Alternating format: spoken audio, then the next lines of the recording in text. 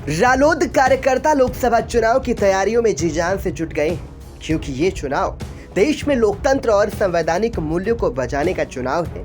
गांव, गरीब, किसान, मजदूर, नौजवान, व्यापारी, कर्मचारी और आम जन के हित और अहित का चुनाव है। एक तरफ डबल इंजन की सरकार फेल है, जिसके राज में महंगाई, चिकित्सा, शिक्षा और आम जनता की जरूरत की चीजें उनकी पहुंच से दूर हैं, तो दूसरी तरफ पेट्रोल, डीजल और गैस सिलेंडर की कीमतों ने लोगों की कमर तोड़ने का काम किया है। तमाम राजनीतिक नेताओं ने अपने विचारों से देश को दिशा देने का काम किया, लेकिन उसमें चौधरी चरण सिंह की एक अलग पहचान।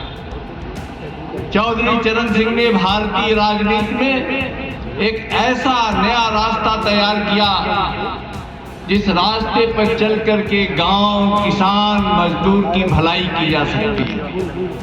और इसमें सत्ता में रहते हुए वे कांग्रेस में कृषि मंत्री थे, बड़े बड़े पदों पर रहे। छात्र की पढ़ाई लिखाई बेतहाशा फीस बढ़ोतरी के कारण नहीं हो पा रही है, तो दूसरी तरफ पढ़े लिखों को नौकरी नहीं मिल पा रही है। देश और प्रदेश सरकार सभी मुद्दों पर पूरी तरह फेल हो चुकी है, इसलिए इसे हटाना बहुत जरूरी है।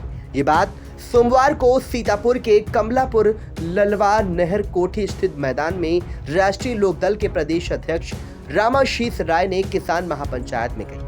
उन्होंने कहा कि कल संविधान दिवस था, इसलिए आप सभी को याद दिलाना चाहता हूं कि संविधान निर्माता बाबा साहब ने कहा था कि वे जो आप लोगों को मत का अधिकार दिया गया है, ये इज्जत और सम्मान की तरह इसे खोना नहीं है, बचा के रखना है और चुनाव में निरंकुश हो चुकी सरकारों को उखाड़ फेंकना है। इसके अलावा राष्ट्रीय लोकदल के कोषाध्यक्ष BL प्रेमी ने भी रालोद कार्यकर्ताओं और समर्थकों में जोश भरा।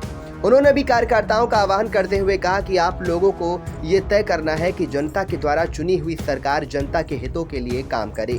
मंच की अध्यक्षता करते हुए प्रदेश महासचिव RP सिंह चौहान ने भी जिले की तमाम समस्याओं को जनता और अतिथियों के सामने रखा। उन्होंने कहा कि हमारे जिले में चिकित्सा और स्वास्थ्य सेवाओं का हाल बेहाल है। जिले का ट्रामा सेंटर सपा सरकार में बना था, तब से शुरू होने की राह देख रहा है। हर गांव के सेलुमो में प्राथमिक स्वास्थ्य केंद्र का लोकार्पण जिलाधिकारी और जिले के एक मंत्री ने किया था।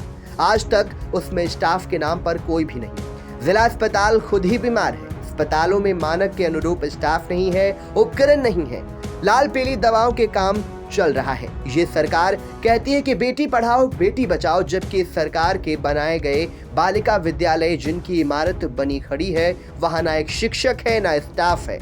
युवा रालोद तराई क्षेत्र के क्षेत्रीय अध्यक्ष धर्मेंद्र चौधरी ने कहा, सरकार के दावे बहुत बड़े हैं। इस समय गेहूं, सरसों आदि की बुआई का समय है। किसान को DAP नहीं मिल पा रही है। हम लोगों ने लगातार जिला प्रशासन को इससे अवगत कराया है, मगर अभी तक कुछ भी नहीं हुआ।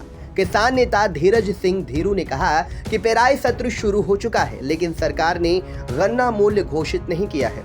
विनय यादव ने कहा कि भाजपा सरकार में भ्रष्टाचार में बेतहाशा वृद्धि हुई है, आम जन की कोई सुनने वाला नहीं है। उमाशंकर वाजपेयी ने कहा कि जनता इस झूठी सरकार से तंग आ चुकी है। फिराज अली ने कहा कि कुछ लोगों को हर हाल में भाईचारा बनाने रखना चाहिए, चुनाव आते जाते रहेंगे। कार्यक्रम में गौरव यादव, हर्षित गुप्ता, सुभाष निगम, मोहम्मद तालिब, नीरज भदौरिया, विजय सिंह, दिलीप कुमार, अबू सहमान, रियाजू सहित राष्ट्रीय लोकदल के सैकड़ों कार्यकर्ता मौजूद रहे। Bureau report, VTV news.